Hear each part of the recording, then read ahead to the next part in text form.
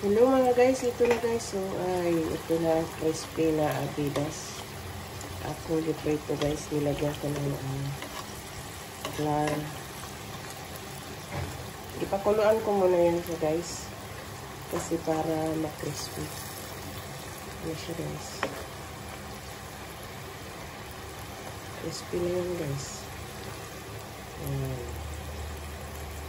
Ako na siya ang guys. Crispy na siya. Ganito lang magpag-crispy ng ano guys.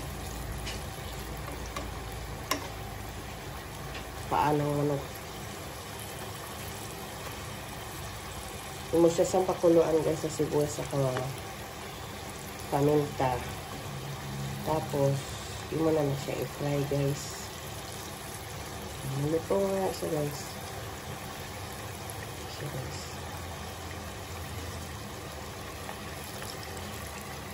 Okay mga guys, thank you, bye.